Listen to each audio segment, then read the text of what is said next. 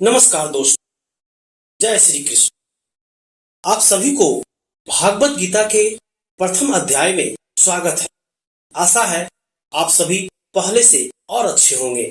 दोस्तों, भागवत गीता के प्रथम अध्याय से आपके साथ इस सफर की शुरुआत करते हुए मुझे बहुत हर्ष हो रहा है। तो चलिए दोस्तों, शुरुआत करते हैं। पर हाँ, मैं एक बात आपको बताना भूल गया। दोस्तों, जैसा कि मैंने पिछले वीडियो में कहा था, पूरे भागवत गीता को रोचक तरह से आपके समक्ष प्रस्तुत करने का प्रयास करूंगा। परंतु अगर कहीं पर हमसे भूल हो जाए तो हमें कमेंट करके बताएं, जिससे मैं आगे वो गलती न कर सकूं। दोस्तों, श्रीमद् भागवत गीता के प्रथम अध्याय में कुल 47 श्लोक है।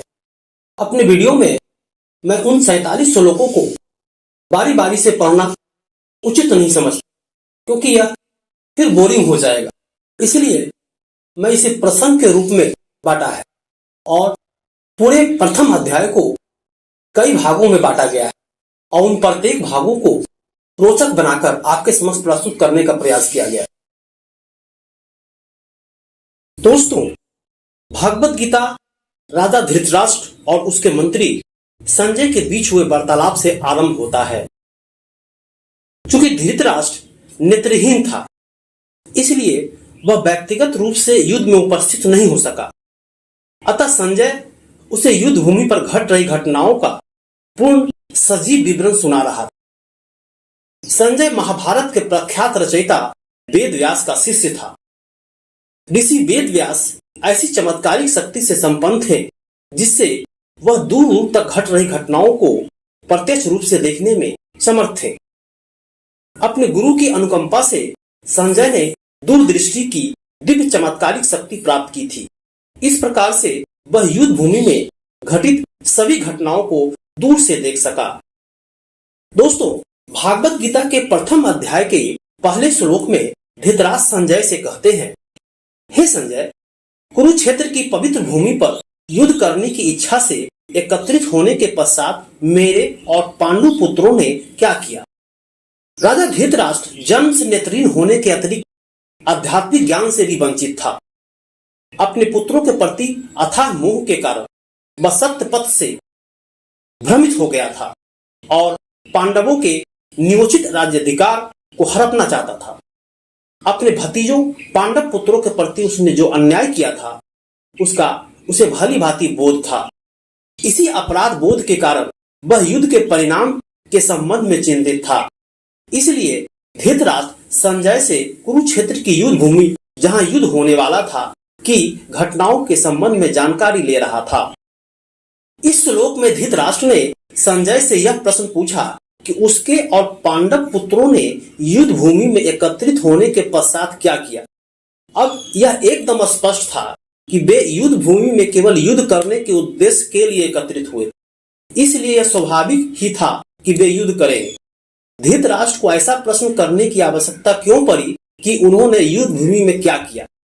धृतराष्ट्र द्वारा धर्म क्षेत्र धर्म भूमि शब्द का प्रयोग करने से उसकी आशंका का पता चलता है। कुरुक्षेत्र पवित्र भूमि थी। सतपथ ब्राह्मण में इसका वर्णन कुरुक्षेत्र देव यजनम के रूप में किया गया है, अर्थात कुरुक्षेत्र स्वर्ग की देवताओं की तपोभूमि है। इसलिए इस भूमि पर धर्म फलीभूत होता है। धृतराष्ट्र आशंकित था कि कुरुक्षेत्र की पावन भूमि के प्रभाव के परिणाम स्वरूप उसके पुत्रों में कहीं उचित और अनुचित भेद करने का ऐसा विवेक जागृत ना हो जाए कि वे यह सोचने लगे कि अपने स्वजन पांडवों का संहार करना अनुचित और धर्म विरुद्ध होगा, और कहीं ऐसा विचार कर वे शांति के लिए समझौता करने को तैयार ना हो जाए। इस प्रकार की संभावित आशंकाओं के कारण धृतराष्ट्र के मन में अत्यंत निराशा उत्पन्न हुई। वह सोचने लगा कि यदि उसके पुत्रों ने युद्ध विराम की संधि का प्रस्ताव स्वीकार किया तो पांडव निरंतर उनकी उन्नति के मार्ग में बाधा उत्पन्न करेंगे। साथ ही साथ वह युद्ध के परिणामों के प्रति भी संदिग्ध था और अपने पुत्रों के उज्जवल भविष्य के प्रति सुनिश्चित होना चाहता था। इसलिए उसने संजय से कुरुक्षेत्र के युद्ध स्थल में हो रही गतिविधियों के संबंध में पूछा, जहां दोनों पक्षों की सेनाएं एकत्रित हुई थी। दोस्तों, अध्याय के दूसरे श्लोक में संजय धृतराष्ट्र से कहता है, हे राजन, पांडवों की सेना का व्यूह रचना का अवलोकन कर आपके पुत्र दुर्योधन ने अपने गुरु द्रोणाचार्य के पास जाकर कुछ कह रहे हैं। धृतराष्ट्र इस बात की पुष्टि करना चाहता था कि क्या उसके पुत्र अब भी युद्ध करने के उत्तरदायित्व का निर्वहन करेंगे। संजय धृतराष्ट्र के इस प्रश्न के तात्पर्य को समझ गया और उसने ऐसा कहकर कि पांडवों की सेना व्यूह रचना कर युद्ध करने के तैयार है, यह पुष्टि की कि युद्ध अवश्य होगा। फिर उसके पश्चात उसने वार्ता का विषय बदलते हुए यह बताया कि दुर्योधन क्या कर रहा था। धृतराष्ट्र का ज्येष्ठ पुत्र दुर्योधन निर्दयी और दुष्ट प्रवृत्ति का था। धृतराष्ट्र के जन्म से अंधा होने के कारण व्यवहारिक रूप से हस्तिनापुर के शासन की बागडोर दुर्योधन के हाथों में थी। वह पांडवों के साथ अत्यधिक ईर्ष्या करता था और कठोरता से उनका दमन करना चाहता था ताकि वह हस्तिनापुर पर निर्विरोध शासन कर सके। उसने यह कल्पना की कि पांडव कभी भी इतनी विशाल सेना एकत्रित नहीं कर सकते जो उसकी सेना के सामना कर सके, किंतु अपने आकलन के विपरीत पांडवों की विशाल सेना को देखकर दुर्योधन व्याकुल और हतोत्साहित हो गया। ऐसे में दुर्योधन का अपने गुरु द्रोणाचार्य के पास जाना यह दर्शाता है कि वह युद्ध के परिणाम के संबंध में भयभीत था। वह द्रोणाचार्य के प्रति अपना आदर प्रकट करने का ढोंग करते हुए उनके पास गया, किंतु वास्तव में वह अपनी चिंता को कम करना चाहता था। अध्याय के तीसरे श्लोक में दुर्योधन और आचार्य द्रोण के बीच वार्तालाप होते हैं। दुर्योधन ने कहा, पूज्य आचार्य, पांडव पुत्रों की विशाल सेना का अवलोकन करें जिसे आपके द्वारा प्रशिक्षित बुद्धिमान शिष्य द्रुपद के पुत्र ने कुशलता पूर्वक युद्ध करने के लिए सुव्यवस्थित किया है। दुर्योधन एक कुशल कूटनीतिक के रूप में अपने सेनापति गुरु द्रोणाचार्य द्वारा अतीत में की गई भूल को इंगित करता चाहता था। द्रोणाचार्य का राजा द्रुपद के साथ किसी विषय पर राजनीतिक विवाद था। उस विवाद के कारण क्रोधित होकर द्रुपद ने प्रतिशोध की भावना से यज्ञ किया और यह वरदान प्राप्त किया कि उसे ऐसे पुत्र की प्राप्ति होगी जो द्रोणाचार्य का वध करने में समर्थ होगा। इस वरदान के फलस्वरूप उसका धृष्टद्युम्न के नाम से पुत्र हुआ। यद्यपि द्रोणाचार्य धृष्टद्युम्न के जन्म का रहस्य जानते थे, किंतु जब द्रुपद ने अपने पुत्र धृष्टद्युम्न को सैन्य कौशल की विद्या प्रदान करने के लिए द्रोणाचार्य को सौंपा, तब उदार चरित द्रोणाचार्य ने धृष्टद्युम्न को सैन्य युद्ध कौशल की विद्या में निपुण बनाने में कोई संकोच और भेदभाव नहीं किया। अब धृष्टद्युम्न पांडवों के पक्ष से उनकी सेना के महानायक के रूप में उनकी सेना की व्यूह रचना कर रहा था। ऐसे में दुर्योधन अपने गुरु को यह अवगत कराना चाहता था कि अतीत में की गई उनकी भूल के कारण उसे वर्तमान में संकट का सामना करना पड़ रहा है, और वह यह भी इंगित करना चाहता था कि उन्हें आगे पांडवों के साथ युद्ध करने में किसी प्रकार की उदारता नहीं दर्शानी चाहिए। दोस्तों, अध्याय के चौथे और पांचवें श्लोक में पांडव सेना के महारथी अर्थात महान योद्धा का उल्लेख किया गया। इस सेना में भीम और अर्जुन के समान बलशाली युद्ध करने वाले महारथी युधान, विराट और द्रुपद जैसे अनेक सूरवीर धनुर्धर हैं। यहाँ पर इनके साथ दुष्टकेतु, चेकितान, काशी के पराक्रमी राजा काशीराज, पुरुजीत, कुंतीभोज और सभी महान सेना नायक हैं। इनकी सेना में पराक्रमी यदुमन्यु, सूरवीर उत्तमौजा, सुभद्रा और द्रौपदी के पुत्र भी हैं, जो सभी निश्चय ही महाशक्तिशाली योद्धा हैं। अपने सम्मुख संकट को मंडराते देखकर दुर्योधन को पांडवों द्वारा एकत्रित की गई सेना वास्तविकता से अपेक्षाकृत अधिक विशाल प्रतीत होने लगी।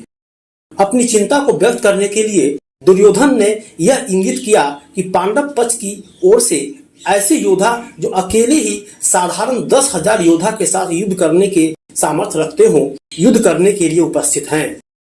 दुर्योधन ने पांडवों की सेना के ऐसे असाधारण पराक्रमी योद्धाओं का उल्लेख भी किया जो अर्जुन और भीम के समान बलशाली महान सेना नायक थे, जिन्हें युद्ध में पराजित करना कठिन होगा। दोस्तों, 7वें श्लोक में दुर्योधन आचार्य द्रोण से कहते हैं, हे ब्राह्मण श्रेष्ठ, हमारे पक्ष की ओर से उन सेना नायकों के संबंध में भी सुनिए जो सेना को संचालित करने में विशेष रूप से निपुण है। अब मैं आपके समक्ष उनका वर्णन करता हूँ। दोस्तों, यहाँ कौरव सेना के प्रधान सेनापति द्रोणाचार्य को दुर्योधन ने ब्राह्मणों में सर्वश्रेष्ठ कहकर संबोधित किया। उसने जानबूझकर अपने गुरु को इस प्रकार संबोधित किया। द्रोणाचार्य वृत्ति से योद्धा नहीं थे, वह सैन्य शिक्षा के आचार्य। एक कपटी नायक के रूप में दुर्योधन अपने मन में अपने गुरु की निष्ठा पर निर्लजता पूर्वक संदेह कर रहा था। दुर्योधन के शब्दों में छिपा अर्थ यह था कि यदि द्रोणाचार्य पराक्रम से युद्ध नहीं लड़ते तो उन्हें मात्र एक ब्राह्मण ही माना जाएगा, जिसकी रुचि दुर्योधन के राज्य में केवल उत्तम जीविका अर्जित करने और सुख सुविधा भोगने की होगी। ऐसा कहकर अब दुर्योधन अपना और अपने गुरु के मनोबल को बढ़ाना चाहता था और इसलिए वह अपनी सेना के महासेनानायक की गणना करने लगा। 8वें, 9वें और 10वें श्लोक में दुर्योधन आगे आचार्य द्रोण से कहते हैं, इस सेना में सदा विजयी रहने वाले आपके समान भीष्म, कर्ण, कृपाचार्य, अश्वत्थामा, विकर्ण तथा सोमदत्त का पुत्र भूरिश्राव आदि महापराक्रमी योद्धा हैं, जो युद्ध में सदा विजेता रहे हैं। यहाँ हमारे पक्ष में अन्य अनेक महायोद्धा भी हैं जो मेरे लिए अपने जीवन का बलिदान करने के लिए तत्पर हैं। वे युद्ध कौशल में पूर्णतः निपुण और विविध प्रकार के शस्त्रों से सुसज्जित है। हमारी शक्ति असीमित है और हम सब महान सेनानायक भीष्म पितामह का नेतृत्व में पूरी तरह से संरक्षित है, जबकि पांडवों की सेना की शक्ति भीम द्वारा भली भांति रक्षित होने के पश्चात भी सीमित है। दुर्योधन के आत्म प्रशंसा करने वाले ये शब्द मिथ्याभिमान करने वाले मनुष्यों की वशिष्ठ उक्ति जैसे थे। जब उन्हें अपना अंत निकट दिखाई देता है तब स्थिति का आकलन करने के पश्चात आत्म प्रशंसा करने वाले व्यक्ति अभिमान पूर्वक मिथ्य गर्व करने लगते हैं। अपने भविष्य के प्रति अनर्थकारी व्यंग दुर्योधन के कथन में तब अभिव्यक्त हुई जब उसने कहा कि भीष्म पितामह द्वारा संरक्षित उनकी शक्ति असीमित थी। भीष्म पितामह कौरव सेना के प्रधान सेनापति थे। उन्हें इच्छा मृत्यु और अपनी मृत्यु का समय निश्चित करने का वरदान प्राप्त था, जिससे वह वास्तव में अजय कहलाते।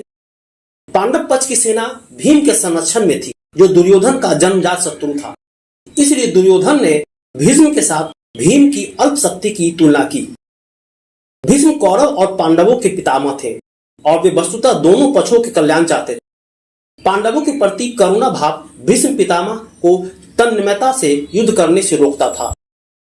वे यह भी जानते थे कि इस धर्म युद्ध में भगवान श्री कृष्ण पांडवों की ओर से उपस्थित थे और संसार की कोई भी शक्ति अधर्म को पक्ष लेने वालों को विजय नहीं दिला सकती। इसलिए भीष्म पितामह ने अपने नैतिक उत्तरदायित्व का पालन करने और हस्तिनापुर एवं कौरव के हित की रक्षा हेतु पांडवों के विरुद्ध युद्ध करने का निर्णय लिया।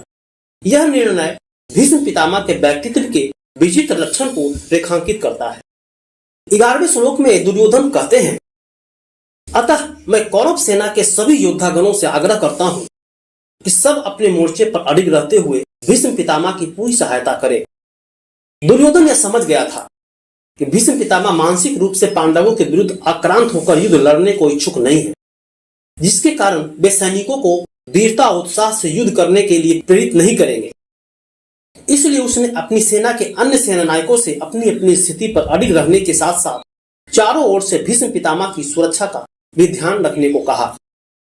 इस प्रकार दोस्तों, श्रीमद् भागवत गीता के प्रथम अध्याय का भाग 1 को थोड़ा विराम देते हैं। दोस्तों, जैसा कि मैंने आपको कहा था कि मैं श्रीमद् भागवत गीता के संपूर्ण पाठ को आपके समक्ष रोचक रूप से प्रस्तुत करने का प्रयास करूंगा। अगर मैंने ऐसा किया है तो ठीक, अगर नहीं किया है आप कमेंट कर हमें जरूर बताएं कि आपको यह रोचक प्रसंग कैसा लगा। तो फिर चलिए दोस्तों, मिलते हैं भगवत गीता के प्रथम अध्याय भाग 2 में। धन्यवाद।